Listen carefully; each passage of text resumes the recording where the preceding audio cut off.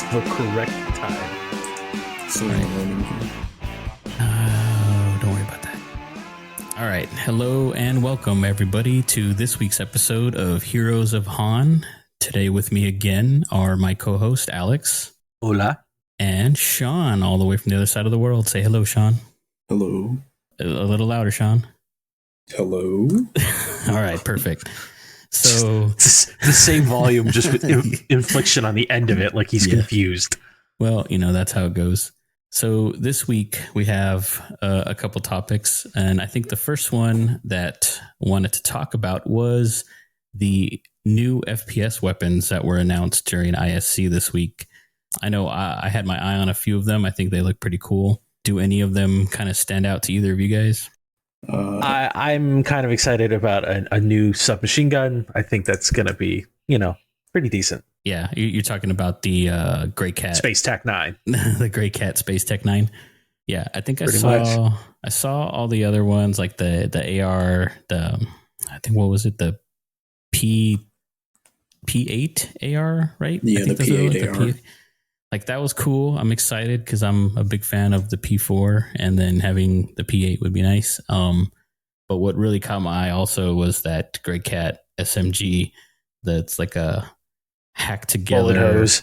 Well, it's like they showed like a close up of the I guess the hand grip on it, and it looked like a football that was like split and tied together. It's like like the roughest looking hack job ever, and like a max lift battery kind of just screwed into the front of it to use as like a second handhold location. And it looked like it was firing. It looked like to me it was the cutting tool beam. Yeah. So that was pretty cool. I'm super excited about that one. Do you feel the same way, Sean?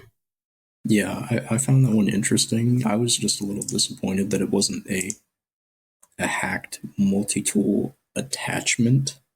So, like, you could put it into an existing multi-tool and turn it into, like, a little gun or something. Like, I thought that would have been kind of cool. But I'm also not disappointed by this. Like, I think this is also a cool idea. My interpretation of what it was going to be was, like, something that you could put in an existing multi-tool and then go crazy with it. So, pretty much like an attachment that would make it, like, a steady particle beam shooting at someone? Something like that.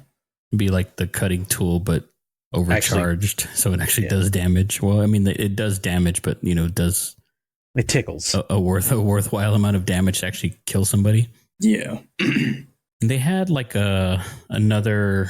I don't know if it was an assault rifle or maybe it was even an LMG, but it was clearly like a nine tails. Well, I think it was a nine tails weapon, and it was like it has like a chipped away kind of knife blade or axe blade on the front of it. I thought that looked pretty cool. I believe it was an AR. Yes. It's an AR. It looked really reminiscent of an AK. Yeah, I guess that's kind of like an AK. And I was really hoping that you can melee with it too, kind of like Gears of War, just like hack at somebody's shoulder and neck area for a while. That'd be really cool. I would assume you could, considering you're able to do like gun bashes already.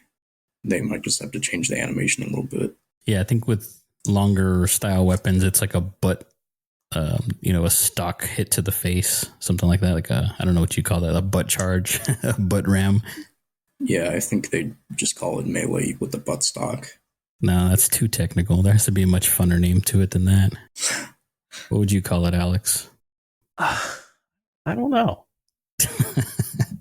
They put you on the spot.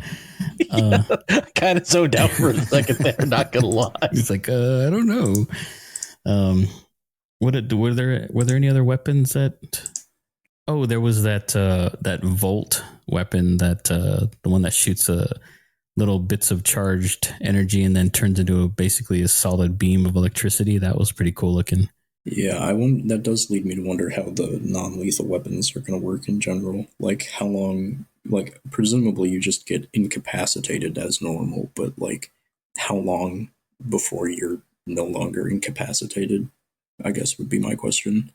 Yeah, I hope it's long enough to actually be usable, because, like, when you currently knock somebody out, like when you melee them from behind and they knock out, if it's just not quite long enough to really like move them around or something like that. They kind of come back to life, so to speak, a little quickly. But but I also feel like if it's too long, it would also be like easily, not only easily abusable, but also potentially just not fun in general. Because like it's because what I could foresee happening is people just running around with non-lethal weapons, just shooting people and then leaving them there for hours, and then with the persistent Mike. Yeah, yeah, with the persistent stuff that they're planning, you might try and like log out and so that you could, actually log back in and play, and then you log back in and you're just still sitting there on the ground. And the reason I think that that's kind of a bigger problem for the future is like, because you won't want to kill yourself because of all the potential ramifications of killing yourself, like the reputation loss, for instance. So, it's like, what the hell are you supposed to do then in that situation? Well, do you want the whole thing between like the whole like realistic taser theory on this? Oh yeah, I know you were a former cop, so go crazy. So law enforcement tasers, usually when you pull the trigger, it's a 5-second shock. It's enough to bring someone down, and it's enough time for if they want to mouth off to you again, you can pull the trigger again. Consumer tasers made by the same company, they run a 30-second charge on them because the design is you shoot them, it knocks them down, holds them there for about 30 seconds so your ass can run away. Even after a 5-second charge, you're not getting up right away because you're exhausted. Every muscle in your body just constricts. So I would say if like they had a taser, if they come out with a non-lethal weapon in the game, maybe 20, 30 seconds before you get up again. And then that's enough time if you're running bounty hunting. If they come up with some type of restraint where it's like you have to bring the character in alive, you tase them, they go down. And it's a 5-second tase, does a little damage. They go down, it's enough time for you to get up there and actually restrain them. Yeah. Right, but then my next question is, if you restrain them, are they able to free themselves from those restraints? Because obviously if you put them directly into a cryopod, they can't do shit about it, right? But if it's only cuffs, can they still run away? Like, well, think about it this way. If I knocked your ass out, tied your hands behind your back, and zip tied you, are you getting out anytime soon? Well, where did you put me? That's the next question. They did, I don't know if you guys caught it, but they did briefly demo the taser in that video. It was kind of almost an Easter egg. It was like a quick cut. Yeah, I saw it. They showed like the character getting shocked and incapacitated, but then they cut it so you didn't really see how long it lasted. But like Alex is saying, hopefully it's long enough to maybe put them in restraints, maybe carry them into a place where you can direct them into a pod or something to keep them. And that all depends if it's going to be like an energy charge that shoots out or if it's going to be like a real taser where you're going to have strings attached. Because if it's something like that and you shoot and you miss, you got to recharge, you got to replace the cartridge. Where if it's just going to shoot like an energy blast, you got a couple, I mean, it might take a second or two to recharge, but then you can fire it again. It looked kind of like the one from Splinter Cell. It shot like a cartridge at them and hit them and they were shocked, almost like the sticky taser from Splinter Cell. Okay, so it probably would have to replace the cartridge every time then. I would think, or you have like a 2-3 shot magazine on it or something. Yeah, because real tasers, when the prongs go out, they go out in kind of like, think of it like a V coming out of the front of the gun. They're not going to be, one's going to shoot straight, one's going to shoot at a downward angle because you want to try and get a wide of a spread as possible on the human body to make them miserable. Right. But this is also 2954, 2955. Yeah, so if it shoots out like, let's say it just shoots out little packs of like sticky gel that have a charge to them, where it's just a single shot, maybe it charges for like, it holds a 5-second charge, brings them down, and it takes your character maybe, like I said, 20 seconds to stand back up.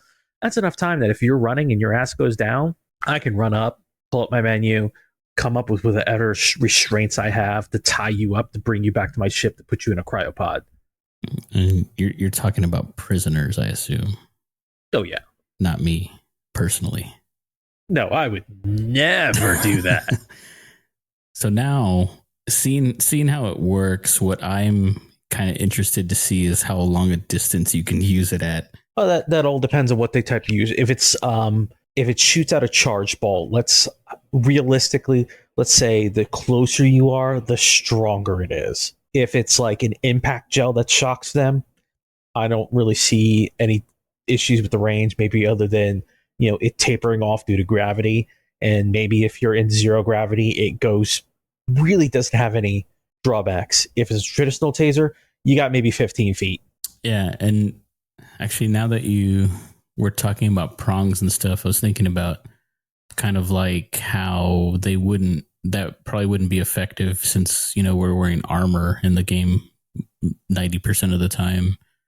But the catch is our armor, it's it's probably all conductive material. I would think it'd be more like something like carbon fiber or plastic. Don't know yet, but I'm sure they're going to come up with an excuse that it's going to go through. I mean, unless it's really like wood, it's going to go through plastic. Yeah, I mean, so if it doesn't penetrate and there's no conductive material, then in theory it wouldn't tase the target. So I don't know how they're planning to do that with physicalized armor. And because I don't know if the physicalized armor extends to players and not just the ships like they've stated. I would assume so, considering that's what they've talked about. But I don't know if that would take into account the type of materials that make up, a suit of armor. Like if you're wearing a leather jacket, would you be less likely to be tased as opposed to wearing, full combat armor? Because it wouldn't, it wouldn't, in theory, it wouldn't conduct electricity as easily. Or for all we know, it's just they take the armor into account. Whereas if I'm wearing my heavy aftershock armor, it might take 2 or 3 shots. Like I might get staggered, but I won't go down. But if you just keep shooting me, eventually I'm gonna go down. Right. I also don't know how much contact the undersuits, like, are they completely insulated from the metal in the armor, or do they have like I would think that if these suits are temperature controlled, like they seem to be, there's probably metal heat sinks at the feet and potentially the wrists to help you dump heat, because that's like the most effective way of cooling the human body is through either the wrists or the feet or the back of the neck, is to be able to have like essentially cooling areas where you can do heat transfer. But they never explain any of this, so I don't know what threshold they're planning to use for what constitutes an undersuit coming in contact with the player's skin. You know what I mean? Like what determines its conductivity in regards to how much how much taser damage you're taking, I guess, for lack of a better phrase. Well, if they went with like, I'm just thinking, if they went with like, let's say like a gel. Sorry for the thunder. It's Florida. If they went like with a gel, they could easily just say it has enough of an electromagnetic pulse and charge that no matter the armor, it's gonna take you down. Because if you hit with enough electricity, it doesn't matter how much non-conductive stuff you're wearing, it's still going to go through. Unless it just has some way of disabling your suit, maybe. Or let's say you get hit with the gel, and inside the gel, like as it's coming at you, it's just a spike wrapped in electrogel. So it punches a hole through the armor. Like a massive harpoon. Pretty much. Yeah. See, the only problem with that, though, is not only does that kind of throw away their realism for not being able to breathe in an environment with no atmosphere, because if especially if it's like space and I guess it depends, but if you're in a pressurized environment as opposed to a non-pressurized environment and your armor is pierced, you're just going to explode, or implode, sorry. So I don't know, dude, like there's so like what bothers me is that there's a lot that can happen with realistic factors, and they claim to be touting this realism, but then when I look at it from my analysis, you can only go so real without actually having the science to back it. Yes, but I just wish that they would communicate some of these things a little bit better instead of making teases and then saying because if it's just game logic and it's like, oh yeah, you take this amount of shock damage, and if you're wearing, I don't know, heavy armor, maybe you can take one more shot, but then you still get stunned. I'm like, okay, it doesn't really matter. It doesn't need to be overly complicated, but the thing is that these devs make things overly complicated to the point where I need to question, or I feel the need to question how complicated are they trying to make this? You know what I mean? Wait. I got it. You get the traditional taser with the strings attached. Mike comes out with an 890 hooked up to the gun. He's like, you're going down one way or another. I got this thing as a power plant. Oh, just like hot wired into the ship? Yeah, hot wire the gun into the ship. It's like, I don't care. You're going down. Just going to launch a couple barrels worth of taser charges at you. Or my real question is, are they going to have other non-lethal rounds? Like, I want to go onto a ship with a shotgun loaded with beanbags. Yeah, I'm not aware of any. The only one that I'm aware of is the taser. So we know like pepper ammunition or pepper spray, that won't work, especially if people have spacesuits on. Yeah, basically. Yeah, not at all. And any kind of face covering, that shit wouldn't work. I mean, it depends on the face covering, obviously, because if it's just like a cloth mask, obviously that wouldn't do much to stop a pepper ball. But most of these helmets are like military grade, or at least at the very least space grade. So I don't think a pepper ball is going to do much. I don't care how military grade something is. A beanbag shotgun round to the face, you're going down. No, I'm talking about the pepper balls, dude, not the beanbag shotgun. Yeah, I know. But even then, it'd be funny if like you just pepper spray someone with the paintballs. Like, you're not going to get them, but it's going to suck later for them. Yeah, when they take off the helmet and they forget that they got pepper balled earlier. The character just starts going, oh God, oh God. Oh God, I'm having flashbacks.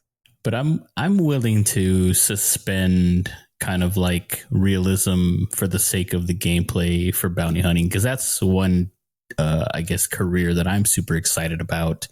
Like the idea of finally being able to track people down in a station or in their ship and board it and take them prisoner and take them to jail. Like, that sounds really cool, and I'm super excited about that. Even if like unrealistic tasing is part of it, I'm still on board. Yeah, we can also do the fact that aim low, shoot out their legs. a good old Alex, a good old aim for the feet, Alex. Listen, I have a trigger jerk. I know that for a fact. If I go for the center mass, I'm going to shoot out their leg. Well, you just got to stop holding your guns upside down. That works too. And with bounty, I want to know, are there going to be like two prices for people? One if you bring them in alive, one if you bring them in dead. Like good old Western style. Yeah, I mean, he wants to be the Mandalorian. That's the real kicker right there. Yeah, actually, pretty much nailed it right there. Yeah, I mean that's why I have the Zeus pre-ordered, the Zeus MR. Yeah, it's just my pods are basically just to keep them cold so that they don't stink up my ship. Pretty much. But yeah, that would be cool if it was just X AUEC for alive and X AUEC for dead. I think I would just save myself the trouble, kind of like in the Hateful Eight. And I'm sure at some point they're going to figure out a solution to those people who get captured. Even if they log out, their character's still technically alive for delivery. And when they spawn back in, they'll just be in jail. Yeah, I'm sure that part isn't going to be that too difficult. The only reason I went in depth on the tasers earlier is because, well, for one, you were, and then for another is, as I mentioned before, I just don't know how in depth they're going to go with it. Mm-hmm. I don't really care. I don't even care if it's like surface level. Again, I just provide a kind of deeper analysis on it because I don't know how in depth they are trying to make it. Yeah, for sure. I mean, it's kind of the first question we always ask is, is it going to do this? Is it going to do that? And I think we're just in that kind of mindset for Star Citizen where you don't really expect that level of realism for other games. I think we're just kind of accustomed to them actually taking realism into account to a degree where when we do see these new features and new weapons and things like that, just the ideas kind of pour There in. is one realism factor I want them to take into account. When they get tasered, I want to see someone's body completely lock up and fall like a log, not just drop. Just I want the other people in the game to go, "Ooh, that really looks like that hurt." I mean, that's what happened. Like the round hit him. There was like some little blue sparks, and he just flopped over like a fish. It was really great. No, but I think I know what he's saying. Like you freeze up like a statue and just fall over. Like It's a hard reset for your brain. Every muscle in your body just tightens up. Yeah. Well, I mean, I'll be honest, Alex. I thought you were going to say that you wanted to see them like shit themselves. I mean, that's Like, plus, but we wouldn't because they're in spacesuits. It's just going to be miserable for them. There's just a big diaper bulge going on. We bring them on the ship, take their helmet off. Oh, God, put the helmet right back on them. They think you suffer in that. yeah, just don't even take them to jail. Their punishment is having to sit in their own filth. That's terrible, dude. It's like, we'll let you go. You embarrass yourself enough. They didn't mention who made it, like the taser, but I would imagine it's got to be that new company Volt, right? Since they kind of deal mostly with the electronic weapons. I believe it is. And if they made a taser attachment to the multi-tool, the attachment would probably also be made by Volt, I would assume. Even if it works for the Grey Cat multi-tool. Yeah. And I don't see why not. I really love the idea of the multi-tool, but it's just so hard to like get it to do what you want it to do. Like you have to inspect it and look at it and swap out modules, or like it's not fast to change modules. Yeah. And you have to carry those modules with you, which is, not terrible, but they are. That's why I don't carry like easy to obtain. Medical attachment. I don't carry that. I just carry a med gun. Yeah, well, for the medical one, you need two pieces for. Yeah, like you need the actual medical thing and the little canister that goes in it too. So I'll just carry the med gun.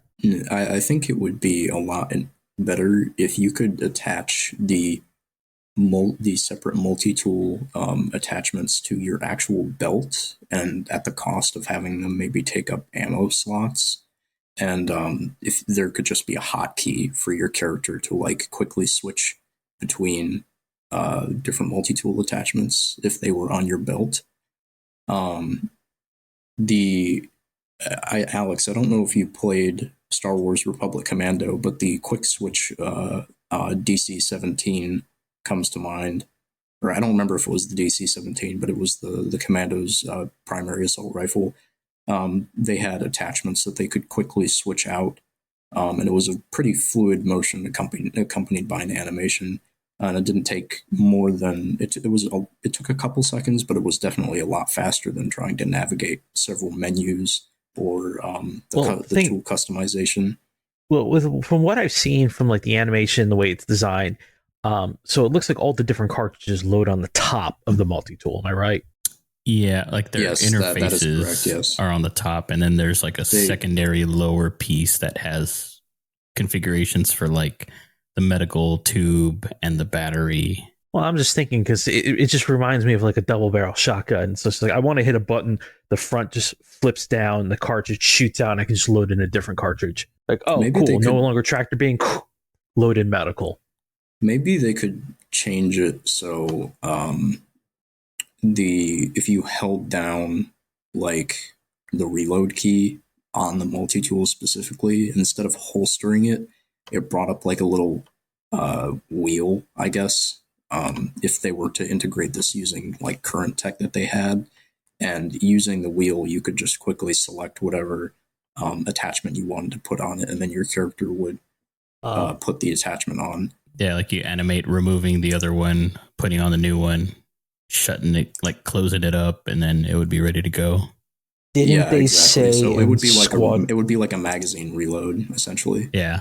In Squadron 42, you have like the ultimate multi-tool. It's got like everything included. Yes. The one in Squadron 42 is an all-in-one military grade multi-tool.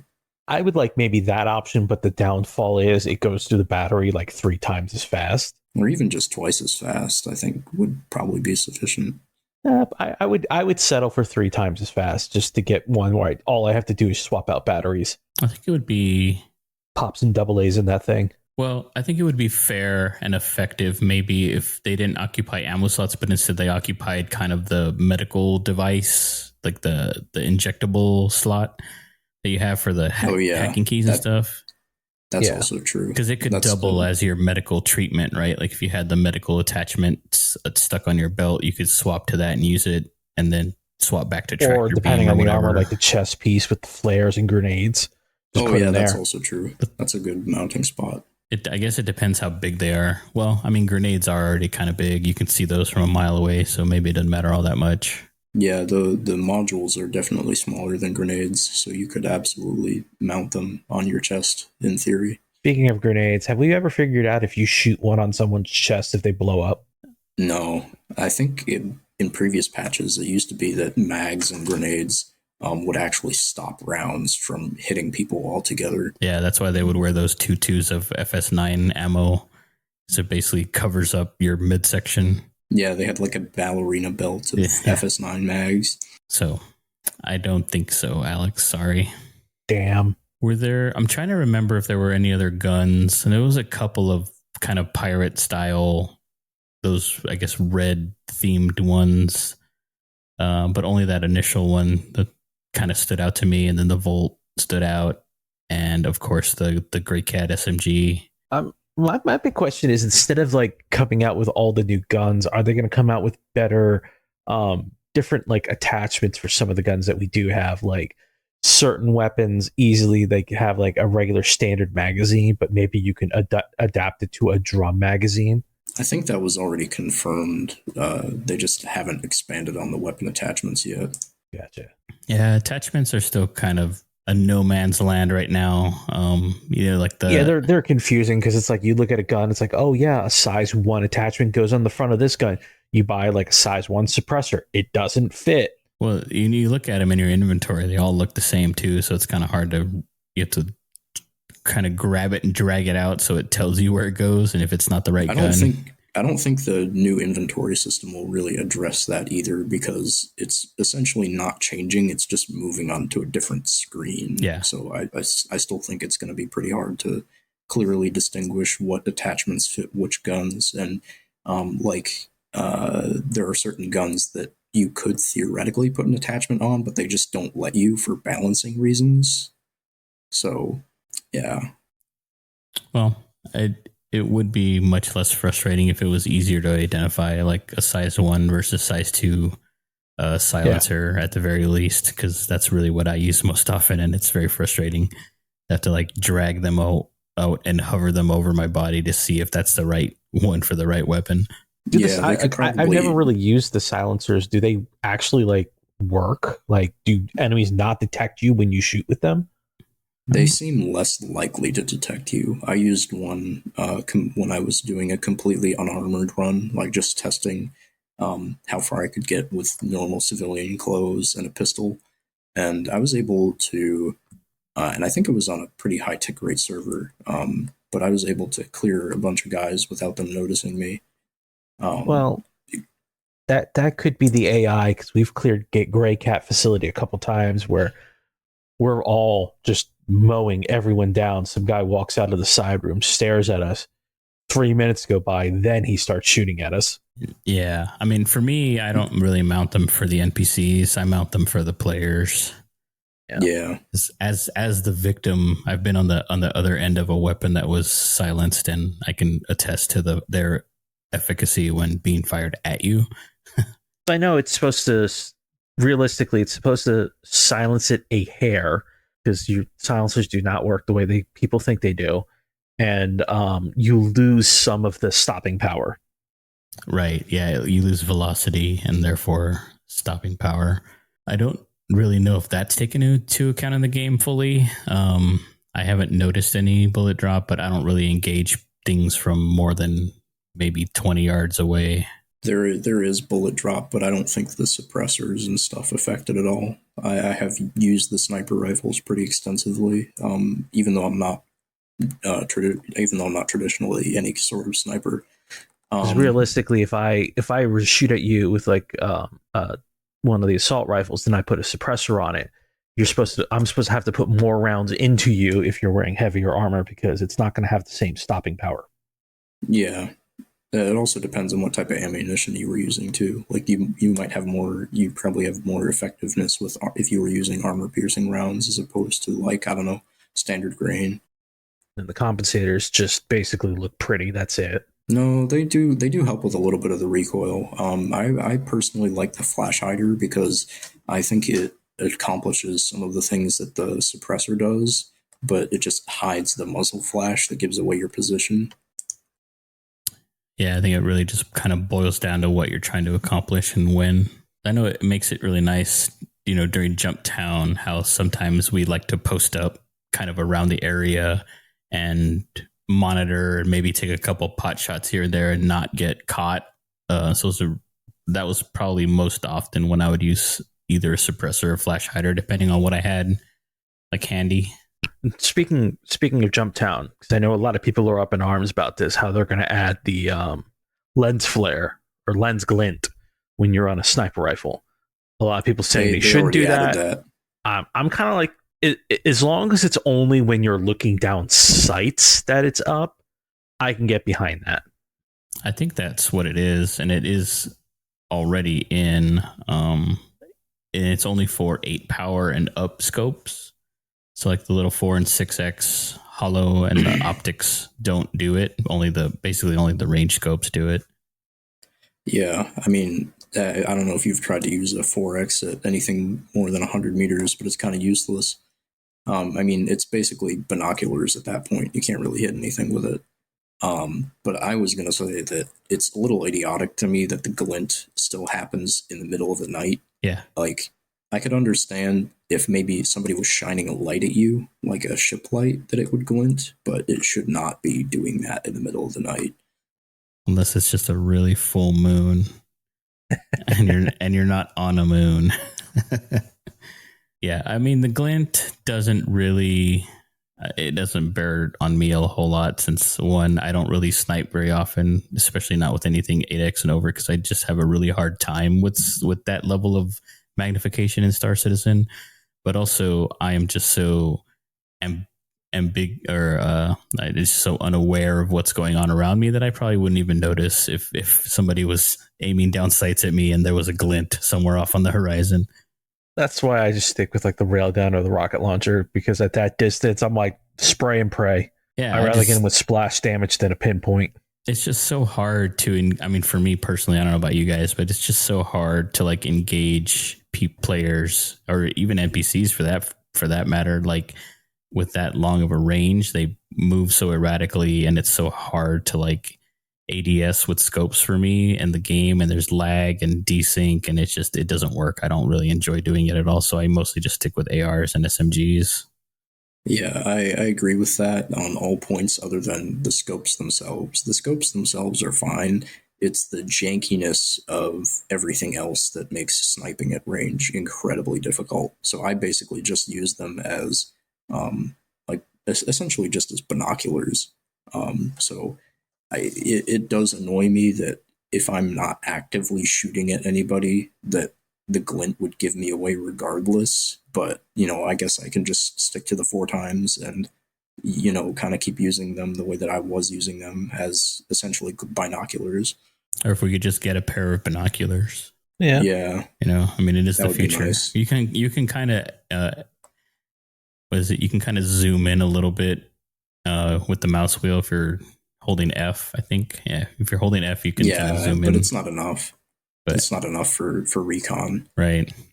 And just akin to that same thing where it's like there's just so much desync. Players and NPCs just move kind of erratically. It's hard to really zone in on something and observe it in a way that's actually effectual and not like more ambiguous, kind of like, oh, well, they're in this general area versus like, oh, he's doing this and that or whatever. Yeah, and I think it would be perfectly balanced for binoculars to not have glint because you can't shoot anyone with a pair of binoculars. I'm sure Alex could figure out a way to rig up a gun and a pair of binoculars. Oh yeah, if you attach a gun to a pair of binoculars, It's like a binocular sure. attachment is a handgun. Yeah, no, Alex just he takes the pair of binoculars once he sees the person and then just fucking throws it at their head. Yeet. That tracks. That So seems about on par for him. Not stupid if it works. we were talking about, I think it was the first episode. We kind of touched briefly on the troubles that we had running cargo with the Hull C prior to this patch, and with this new patch, or I guess the one that's actually out is 323.1. They claim to have fixed it, and we're still having trouble with the docking ports not extending when you pull out a ship, which is still a pain, kind of makes trading hard. But they did kind of, you're able to dock with them and undock and stuff now. And the reason I bring that up is because they are, I guess, what we were supposed to see for 323.2 has now become 3.24, and it has set the Star Citizen community a Twitter about with the renaming of the patch.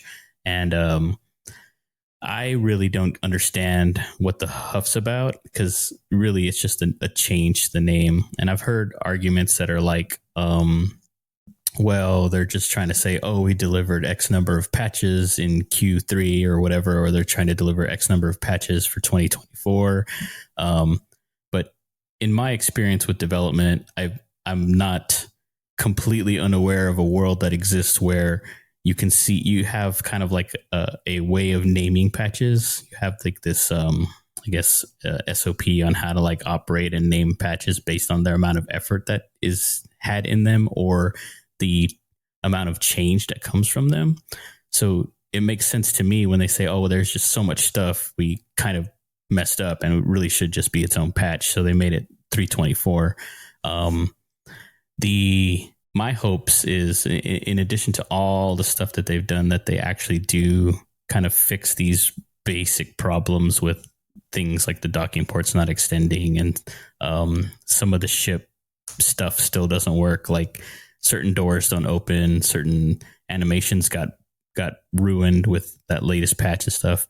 But what I guess what's in, we talked about cargo, I think in the last episode, or no, actually in the first episode, we talked about cargo coming in what we thought was going to be 323.2, and apparently now it's coming in 324.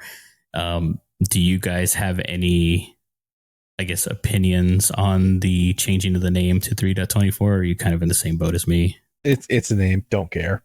Yeah, dude, it's a name change. I don't care at all.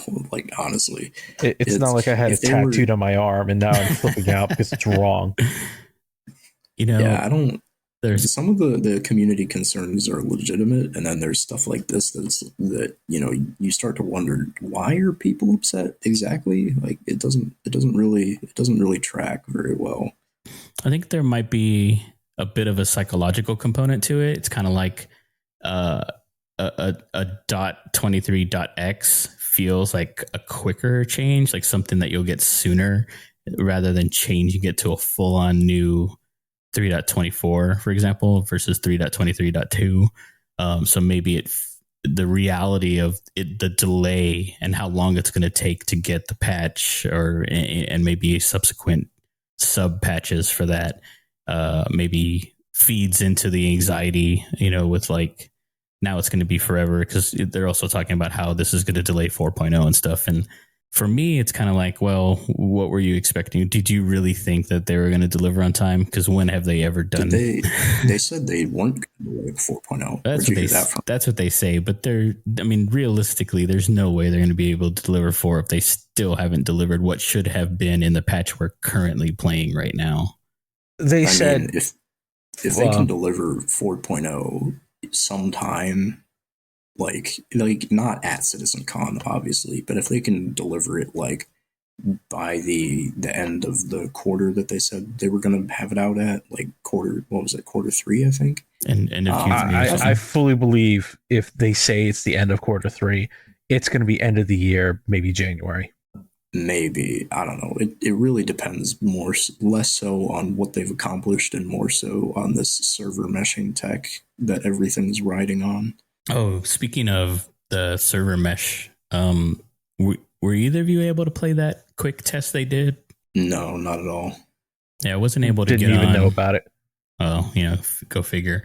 I wasn't able to get on to try it. There were a couple problems with I wasn't able to connect when I did, and I only had a few minutes to even try, so I wasn't able to play it. But I found it interesting that I guess the dev message that was attached to it mentioned new hardware.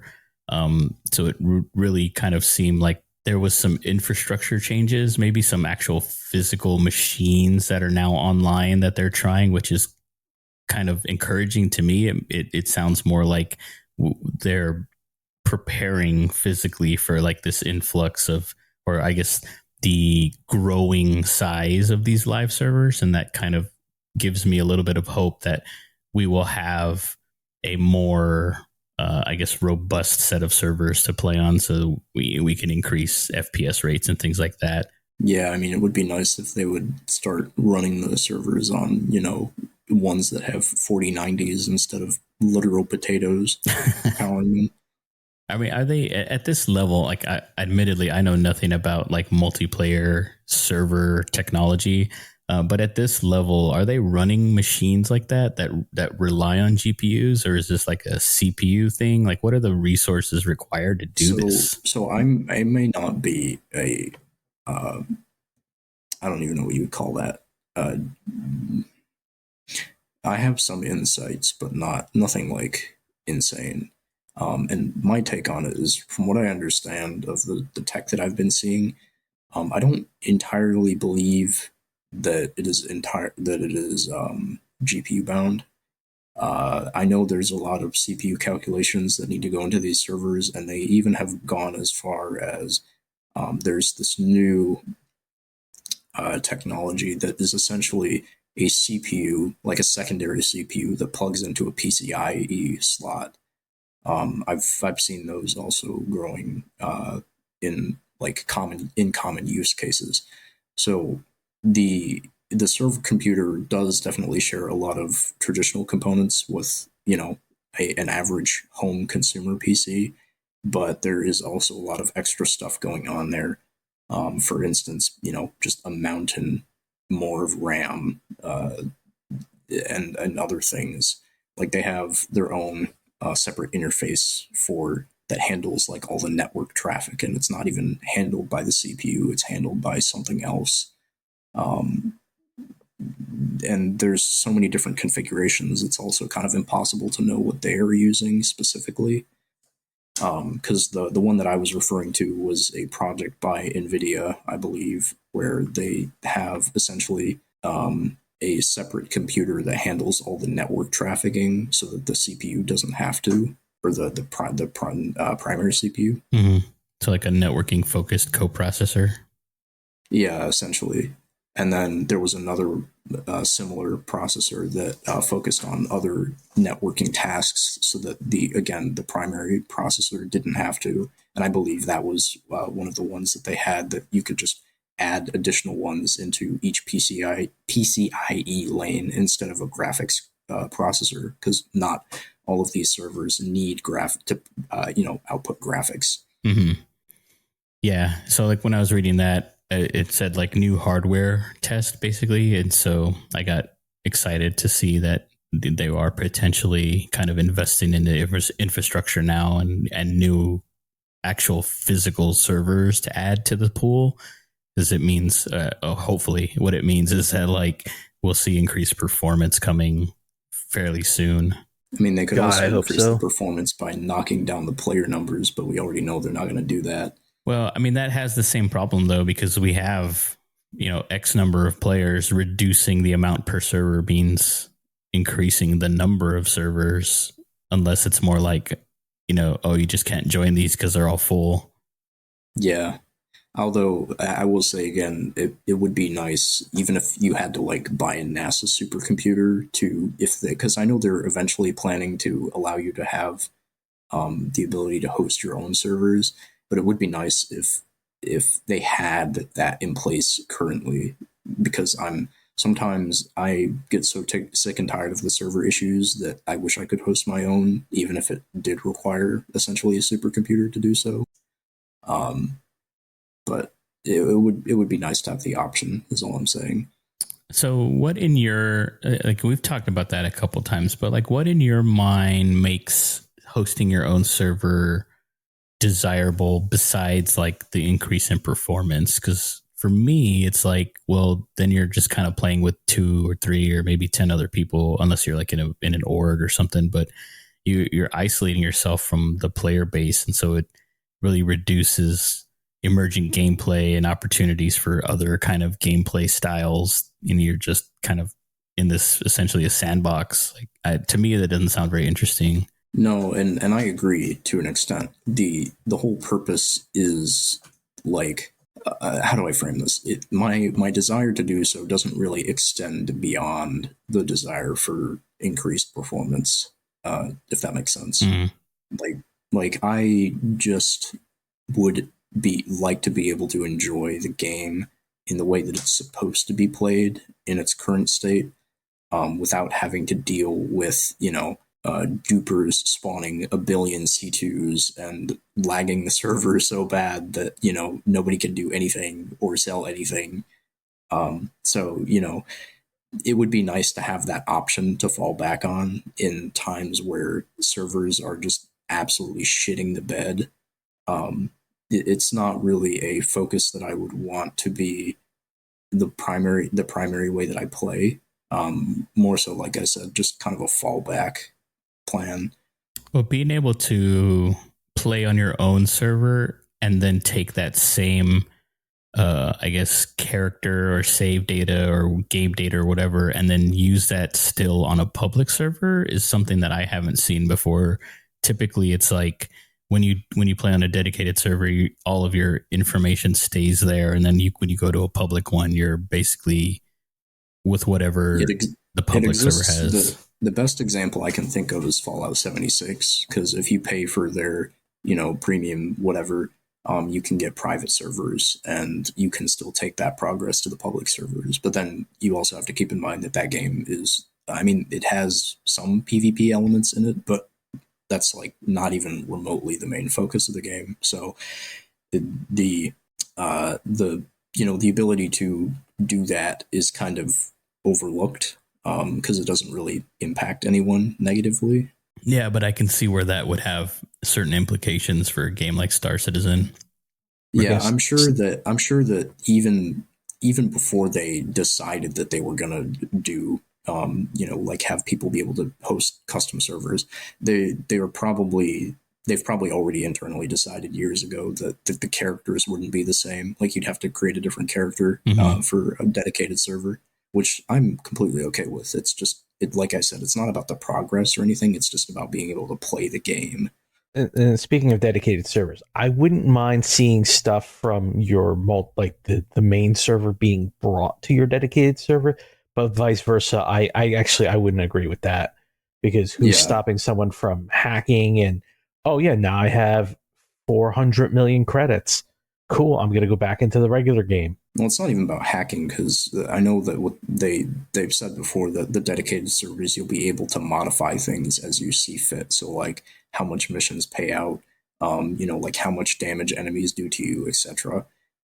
Those were bad. Those conversations were way back in like the early alpha days, but they were still things that they said. So I have to at least assume that they still hold on to some of those plans. And granted, this is delving a little bit more into speculative territory, but I still think it's fairly safe to assume that, anything you purchased would probably carry over to dedicated server, and then anything you probably would have no progress that you could be able to take over from a dedicated server to a public server, apart from maybe your character appearance. I don't see them allowing you to take a highly customizable and curated experience and then being able to, transfer that to, a public server, as you said. Yeah. I don't think that would happen. Yeah, it's kind of like what Alex was saying. You set missions to pay out $1 million. You do a couple of them, and you transfer that progress to the public servers. That would be really terrible. Yeah, and broken. Another game I just thought of that I had played before was Conan Exiles, and it's very much the same way. Like every time you join a different server, you have to make a new character. Oh yeah. I know there are some servers that I think you're allowed to use the same character, but you don't keep any of your items or XP. It's just like you're cosmetically the same character, and that's it. But every time you go to a new server, you have to make a new character. So, it's not like this is something new, and I wouldn't be upset by it at all. As long as I have the stuff that I bought in my dedicated server, that's all I care about. Because I can have more than one character. Like I don't care. You know. Yeah, I mean, I can't do that at all. So it's like games like Valheim. When you go to a different server, you take essentially your character and whatever you have equipped with you, but there's not really any kind of currency in the game. So like when you go, you're still kind of limited to what you can carry, and you can take those things out of the server as well. Terraria works like that. Okay. Like there's other games that do it that way, but I don't think Star Citizen would be one of them. No, I don't. Just the fact that there's currency and progression kind of like makes that a no-go, because, like in Valheim, it's basically you go there and you don't have a house or you don't have anywhere to sleep, and all you have is what you have on your back. So you are in essence kind of starting from scratch. Even though you might have the best armor and the best weapons, you're still like you start a little bit ahead, but not enough to make it change gameplay. Yeah, I mean, it's definitely hard enough that I never would go to another like random server whenever I felt like it, because I personally don't like starting over. That would be enough of a deterrent for me to even like just attempt to like travel between multiple servers and have to set up bases in each one. That just sounds really unappealing to me. Yeah, I mean, the reason I wouldn't care about it for like if I had my main character in the public system, because I'm assuming it, since they want it to all be like one server, just split up into the different regions. Like you can choose where your ping is best, and then that's the servers you'll go to, but they'll be all synced up with all the other ones. I know that's their ultimate goal, but so you'll essentially have the ability to have one public character, and like that's your main character. I don't know if you're going to be allowed to have more than one character, because I remember they originally had said that you can have as many characters as you do have copies of Squadron 42, and then some people were saying that you could like buy 5 copies of Squadron 42 and then have characters that you could like hire out to people, like contract out to people, and stuff. And I don't even know if any of that is gonna work the way that people thought it might, because CIG, to my knowledge, never said anything definitive on that front. They just said that your character would be the only character that you had like for your copy of the game. Yeah. So I guess some people might have interpreted that and taken it as, oh, you could have multiple copies and multiple characters, and maybe you can, but maybe you can't. I wouldn't. It's all speculative. But I wouldn't be buying multiple copies of Squadron 42 until I know for sure. Yeah, exactly. Well, not only if anybody was thinking of doing that, I wouldn't. Well, you not only have to buy them, you also have to complete Squadron 42 for each of those copies. Yeah, so you're looking at least like a couple hundred hours of gameplay. And with my play style, I would not want to use my AIs. Yeah. It'd be like the worst man hammerhead ever. Oh no, it would be effective, but it'd be a one trip. It would be like a one-shot trip. We are not coming back from that one. You'd be a one-trick pony. Pretty much. We'll get the job done, but don't ask questions. So, like, maybe I guess we can speculate some more and talk about the feasibility of this option. Like, what if you were to purchase or rent or install your own dedicated server, but it was actually just serving as a node on the Star Citizen network? So you got your better ping, you got a little bit more reliability, because ideally it'd be one that you chose that's near you. So you have, better networking connection to it. But it was essentially just added to the pool of servers. So you kind of democratize the load, so to speak. I feel like if you did that, they would either have to probably, I'm just poking holes in it, no offense. But that's why we talk about it. Yeah, but they would probably either have to send a physical technician out here, wherever it is that server is, to make sure that you haven't like tampered with it in some way that could give you an in-game advantage, which seems like a huge waste of resources. Or you'd probably have to install some like super really invasive client that monitors absolutely everything. And even then, I'm sure it wouldn't be foolproof to the point where they probably wouldn't feel comfortable having people host nodes for the public servers in their private homes. You know what I mean? I mean, it could be like a complete image, you know, like you just install this image and it runs like essentially a worthless prompt for Linux or something where there really isn't anything you can do. Right. I mean, I can still see ways that it could potentially be exploited, though. I don't know if they would go through the hassle. The dedicated servers seem a lot more likely to me, though. I mean, well, one, because they said they would exist, and two, because, you know, then that completely removes CIG's involvement from anything apart from providing the game itself. Yeah, I mean, that makes sense. I was just thinking out loud. Yeah, no, I don't think it's a bad idea necessarily. I just think it's probably impractical.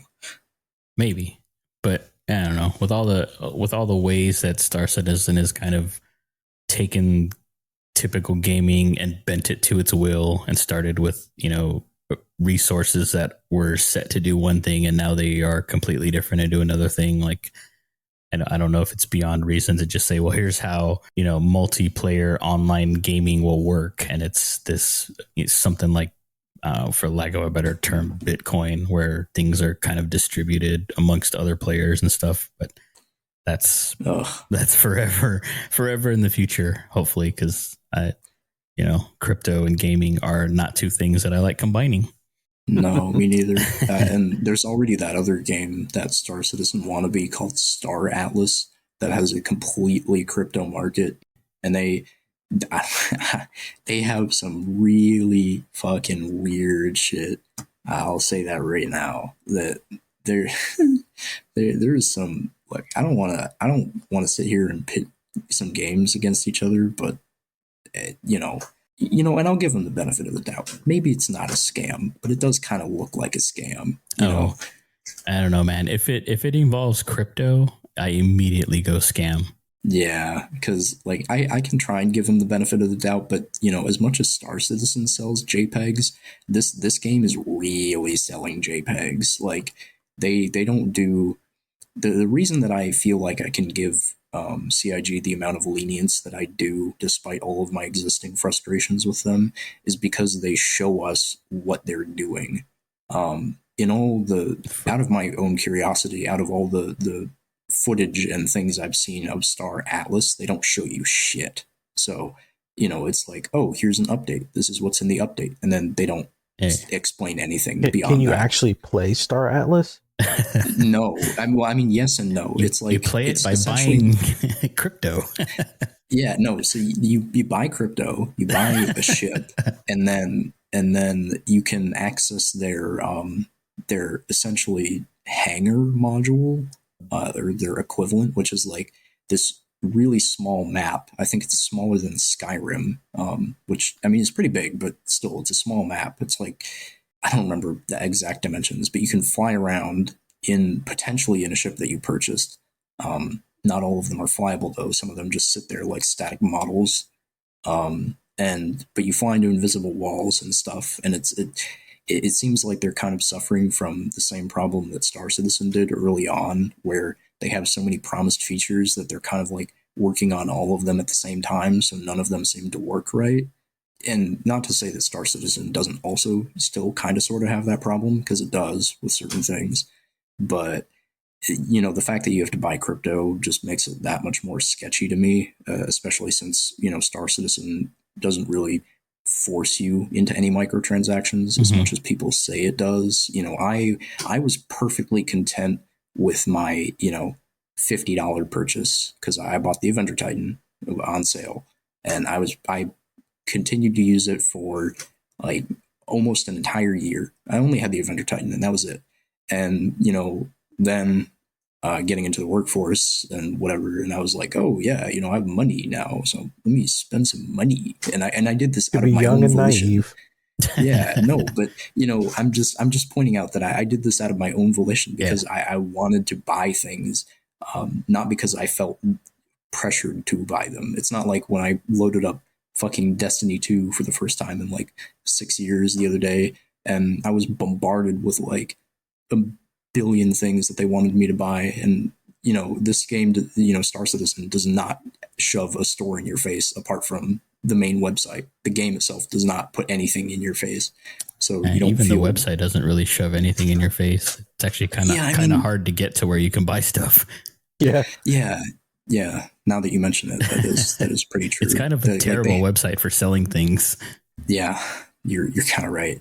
I mean, in order to see all of the ships you can purchase, you have to go all the way over to the extras tab and then bring it down. And like, if you don't know that all of the ships are in the extras tab, you're just kind of stuck looking at all the lore and the bios and stuff about everything. Mm-hmm. So you can't really, like, apart from the game packages, you're not really directed into buying anything, which is kind of funny. Yeah, I mean, considering good and bad, that's how they make money. Is all the talk of pay to win that's been happening lately.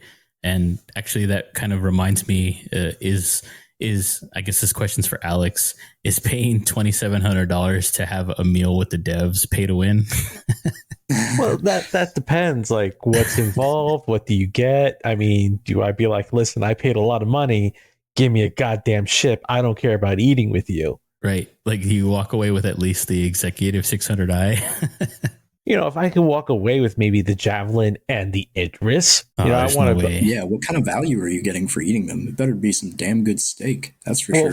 From what I read online and what I've heard, it's $2,700, like $2,750 for I think 10 people. And when you break it down, it's like $270 a person. That's really not bad. No, to meet, like, but then you have to find 10 people. But it's also they're trying to get into the Chinese market.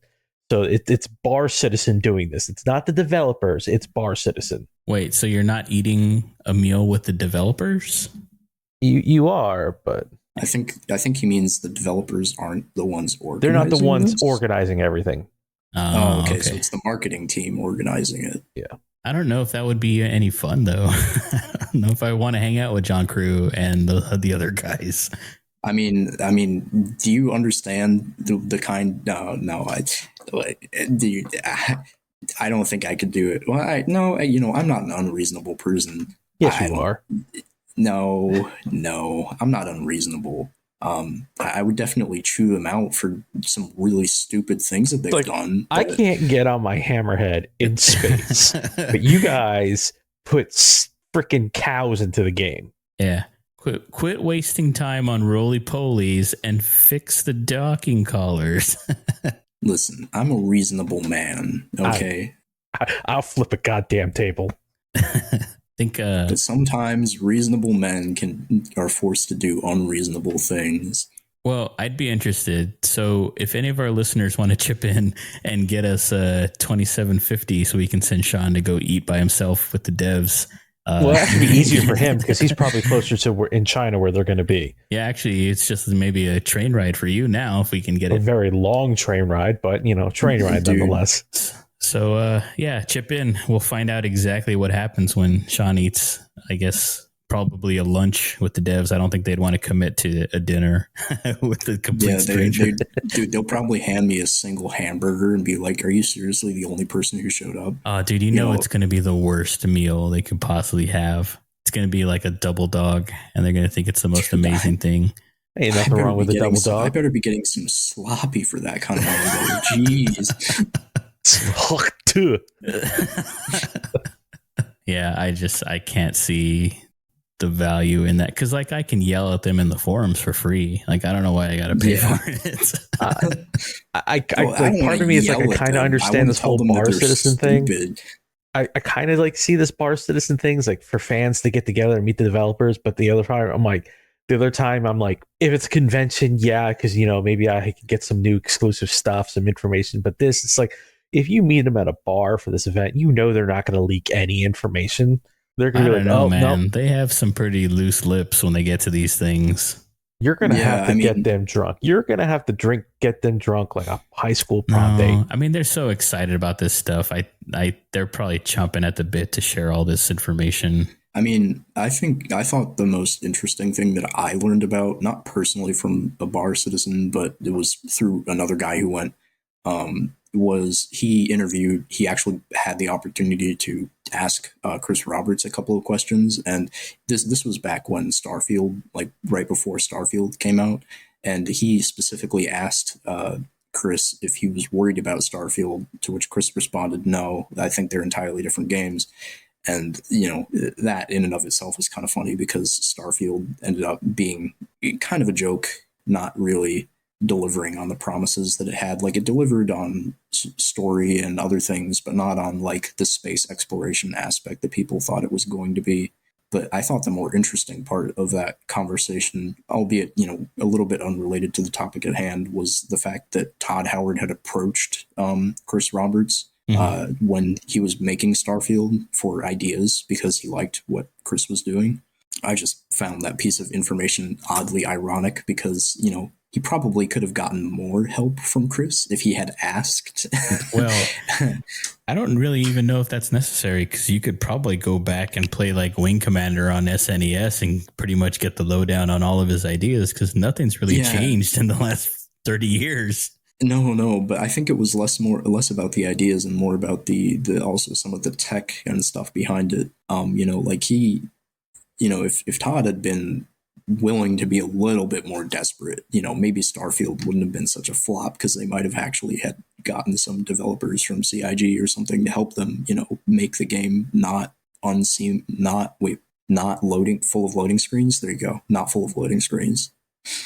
But back to the whole Wing Commander thing, Chris Roberts. It's like I just laugh at this when I first started researching the game, looking up Squadron 42. I'm like, oh, Mark Hamill. Okay, cool. Yeah, I think it's gonna be great. He's got a good range voice actor. Everyone loves him. Then I'm like, wait a second, wasn't he in another game that was kind of like this? And I looked it up. I'm like, oh yeah, Wing Commander. And I realized they're made by the same goddamn person. Yep. Yeah. I think Squadron is basically like Wing Commander, the reboot. Well, yeah. From what I understand, is he's always it's what he wanted, but he couldn't do before. Always wanted to make, but was limited by the technology and blah blah blah. Like now we have the technology to build what he wanted to build, so it's the same game essentially, just more fleshed out. And anytime you want a grumpy old guy to be like your, the coach of the new young guy, you get Mark Hamill. I mean, I think he's done that in every single Wing Commander game. He's the old dog fighter, and he's got to teach the young pups what to do. I mean, it's not too different from what he's doing in Star Wars now. So, yeah, he's got more lines. All right. Well, I think we have time for one more segment that might become a regular segment, and I would like to introduce you to what is going to be hopefully known as Sean's hot take. So Sean has prepared a hot take for us this week. My gears. so if you're sensitive or just don't like hearing people's opinions, we'll see you next week. And if you're cool and want to continue to listen, we'll let Sean give us this week's hot take. I forgot about this part. Yeah, the colorless black fucking sucks, man. You know what? I'm going to play the devil advocate on this one.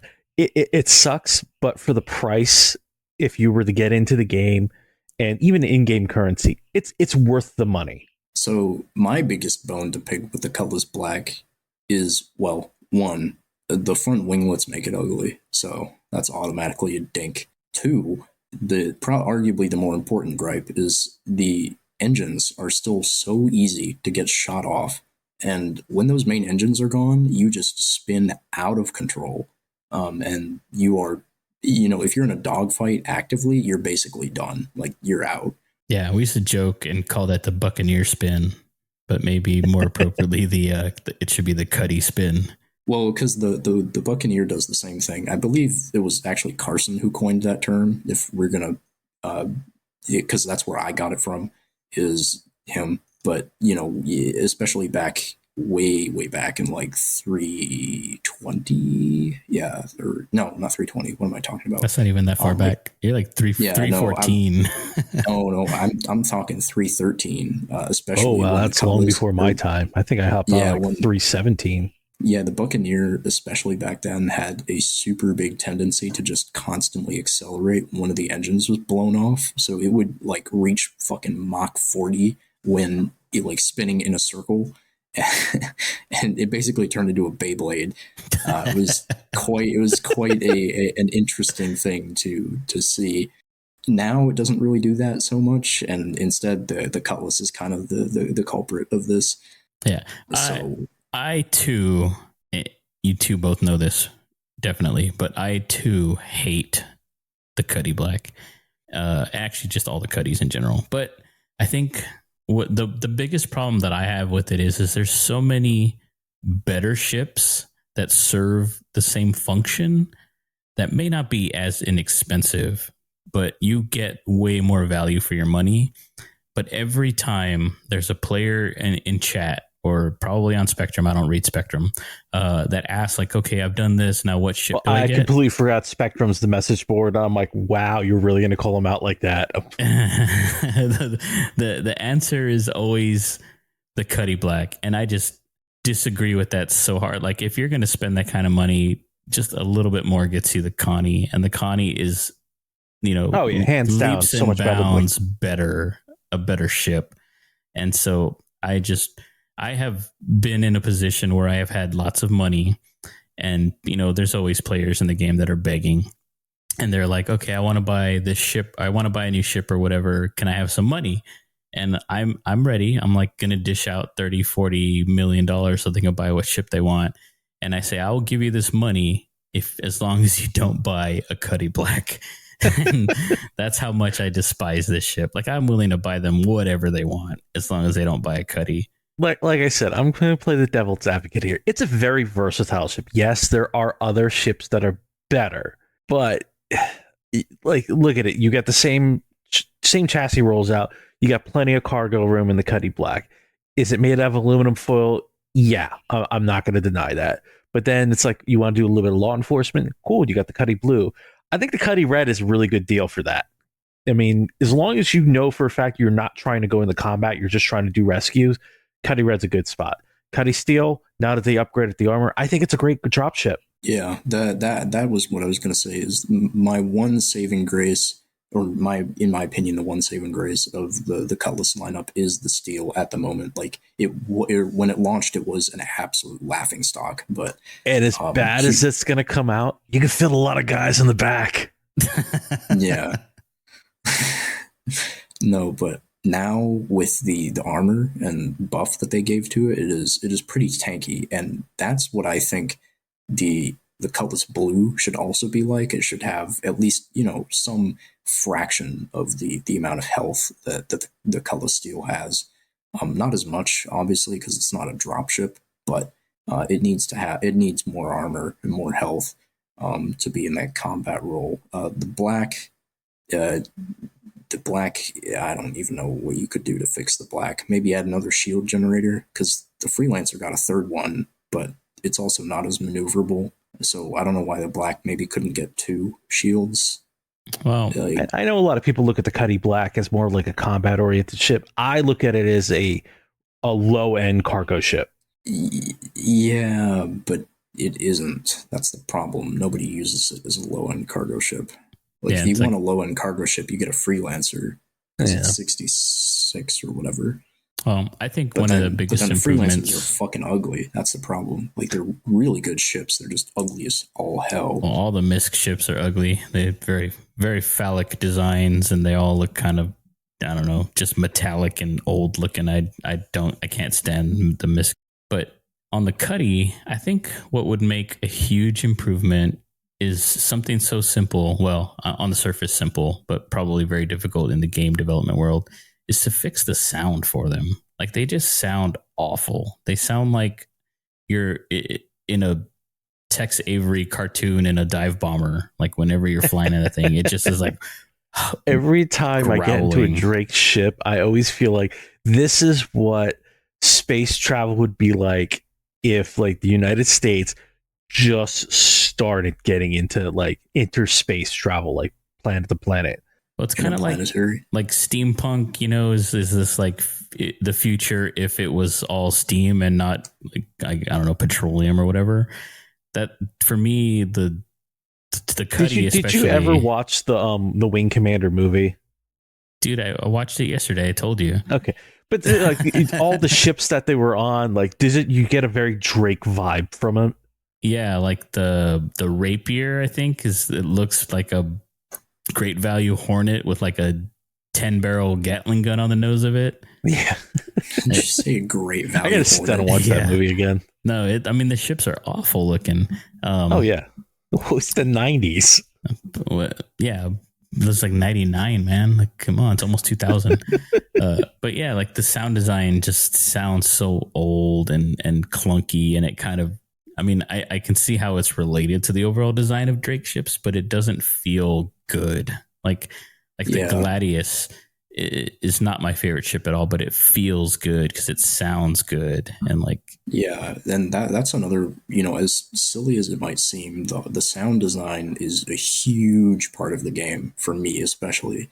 Like I turn the ship computer AI to talk as much as possible because I really like having the auditory feedback from the ship, more than just the engines and the creaking and squawking or whatever if shit is damaged. I like having as much feedback as possible, and then I can selectively go through and determine, what I want at a given moment. So, like for instance, if something with the ship volume was too loud, then I can just turn that down in the settings, But I prefer to have everything and then adjust it to my preference as opposed to not having enough feedback. Yeah. So the more feedback that I get from what the ship is doing, the more I appreciate it.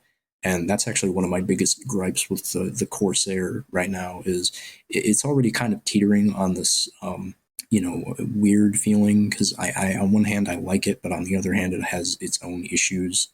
A couple of which were fixed with the most recent patch, like the fact that the turret guns can now gimbal and aim all the way forward makes it a lot more fun for gunners, which was a big thing for me because I was like, damn, if somebody's flying with me, nobody's going to want to use the manned turrets because you can't aim forward. It kind of sucks ass, But now they just suck ass because there's not enough firepower behind them. They're little size 2s.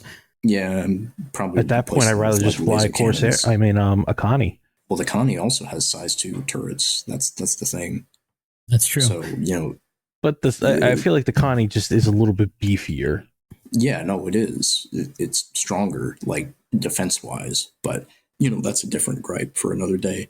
Yeah. Well, in my main issue though, like one of my big nitpicks with the Corsair is the engines don't make any noise like half the time when you start them up, and it's quite disconnecting because it makes it hard for me to discern what the ship is doing just by sound alone, especially compared to something like the Spirit, where if you take a hit, the Spirit will start like groaning and shit. A lot of the Crusader ships have a really good sound design, and I appreciate that quite a bit from them.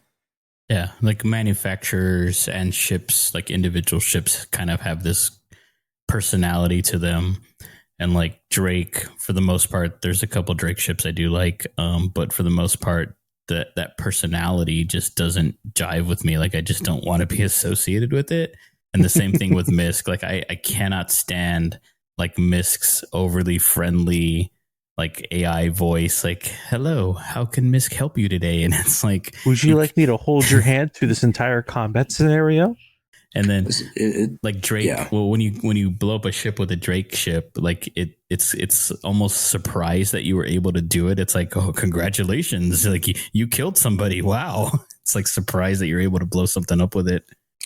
Yeah. But it's less of that for me. Like the AIs and the differences between them don't bother me so much. It's more so the feedback that I'm getting from the ship itself. I mean, I do like the AI feedback, but like I said, if a ship is missing crucial audio like engines or something in certain scenarios, then that's going to really like tick me off. It seems like a minor thing, but it's important to me because then I don't have to rely as much on, MFDs and things to know what's happening. And it seems kind of like silly, like, oh, there's no way you could tell what the ship is doing. But I kind of can. I feel like I have enough flight time in this game that when ships start behaving erroneously, you can almost hear when things are misfiring or not behaving as they should. This is especially apparent with the new sound design that they did for the Gladius. They reworked the engine SFX, and it's even more prominent now. If an engine is damaged or misfiring, it'll like sputter and choke. It's actually really interesting how nuanced they've made a lot of the ship sounds. So I would like to see more of that rather than, continue to have, certain ships that I otherwise, mostly enjoy, but then, they have little things like that just irk me. Yeah. And on the opposite side, though, sometimes I have things that are really pleasing, like Drake, like the Corsair, for all of its faults sound wise, it still has a 10 out of 10 rear door opening sound. Like that weird futuristic robot sound it makes is so cool. Yeah. I mean, I'm more so pissed off that they made the door opening on the Starlifter super quiet. Like it used to be really loud and imposing back in 314. And then they just said, you know what, let's turn the volume down on this. And now it just sounds like a wimpy puppy door. And I'm like, and it's so annoying. It's like you just woke it up. Yeah. Yeah, but I don't have a clip of it on this computer, but I do on my main PC. It was really loud and imposing, and it was part of the character of the ship, I feel. So having that taken away has always been something that kind of bothered me. Yeah. I hope the Liberator has some really cool sounds with that kind of fold down front landing pad that turns into a ramp, and then the big doors and stuff. I hope it has some pretty cool audio. Yeah, it stands to reason that a ship called the Hercules would sound strong and loud and not... Yeah, and it does. It's just the door doesn't anymore. Like the engines and everything else in the Herc sounds perfect. It's just the main doors. The maneuvering thrusters kind of sound like a trombone rumble, like a roar sound. Yeah, I mean, but to circle back to the Cutlass, I don't necessarily think the Cutlass itself is bad. I just don't like that I see it so much, if that makes sense. Well, that's the blame a lot of the YouTubers and things like that. When you look, every time you look something up, they're like, "Oh yeah, get the Cutlass Black. It's a great starter ship." I mean, and especially if you want to have like you and your buddy. Apart from the fact that it fucking sucks in a dogfight, like not offensively but defensively. There's so many things about the Cutlass that just bother me. The sound design is not one of them. I know you said it bothers you, Mike, but personally, I'm kind of indifferent to the sound of the Cutlass. It's more so the defensive performance of the thing. I think if anything, they could literally just buff the armor on the engines, like the health pool on the engines, and it would probably make it a lot better. In comparison, the Spirit you can blow the wings off, and that thing will keep flying. So. It's like if you were to say, oh, either get a Spirit or get a Cutlass, it's like, wait, I mean, the only tangible benefit that the Cutlass has, apart from the turret, is that it has more than one way to get in, but then that could also be seen as a negative thing. So it's like, I don't know. And it has a rear bay wide enough to let you in with more vehicles than the Spirit does. I mean, not really, because you can still get an Ursa in the Spirit as long as you shoot the wheels off it, but you can't even get it remotely inside the... Oh, yeah, you can get a vehicle in here as long as you make it inoperable. Yeah, as long as you completely ruin the purpose of it. Yeah, but I don't know if you saw this, Mike, but I saw some rumors, granted, take them with a grain of salt, that there might be a starter Crusader ship. I did see that in that list. Potentially something Sulian sized or maybe Avenger Titan sized, but from Crusader. That might be pretty interesting. I guess. I don't know. I just have with Crusaders, typically a more expensive ship, so it'd have to have something to it to make it better than like the Nomad or the, I don't know, maybe even the Cuddy, not the Cuddy, the Cutter, sorry, to make it better than the Cutter, which has its own drawbacks, but I'm not sure what a Crusader starter ship would look like. My hypothesis is, considering that they're usually pretty combat capable, it would probably be some sort of cross between the Origin 300i and the Avenger Titan with Crusader styling. That's my hypothesis. Yeah, the Avenger Titan. I think as soon as you started talking about combat, I was like, oh, it's probably gonna be something like the Avenger Titan in capability. Yeah, I mean, it would either have to be that, or maybe they have. I mean, honestly, knowing CIG, they'll probably have a combat version and a regular version or something. It might be like the Cutter, where they end up having 4 or 5 variants. But I could foresee them maybe doing an exploration variant that's kind of like basic, and then maybe a combat variant at the very least. Depending on what the ship is, of course, and what it can do. But I also saw that concept art that they released of a potentially new MISC ship, which I don't even know what it could be. Maybe the Hull B. Isn't it what's it called? The medium fighter, the Big Fury? Isn't that what they were talking about? That might be. I don't know. The Fat Fury. Like the Fat Fury. I forget what it's called. The Raptor, right? Or something like that? Yeah, I don't even know about the Raptor. I mean, it could be the Raptor. I don't even know what the Raptor is. That's the problem. Yeah, there's been leaks. It was like a I think, Sitcon image that's been around since then. It's like a silhouette of what looks like a Fury that's folded in, but has, is obviously much bigger. The rumor is that it's like a medium fighter from MISC or from Mirai, whatever. Mirai. Now the question is, will it have a jump drive or still be considered a snub fighter? I mean, if it's a medium fighter, it's going to have a quantum in it at least, and probably a jump drive as well. I don't know. I'm more so interested to see how the new Pyro playtest goes, because I know they said they were going to have one of those prior to Citizen Con this year. Yeah, I didn't get to spend a lot of time in Pyro during that last kind of quick look we had with those real basic areas and stuff, so I really want to check out Pyro a little bit. I did get to fly around. It's just the entire map wasn't open yet. You can only fly so far out. Yeah, there's like certain zones you could go to. But I did get to experience one of the solar flares. I was more curious about the space stations and some of the settlements anyway.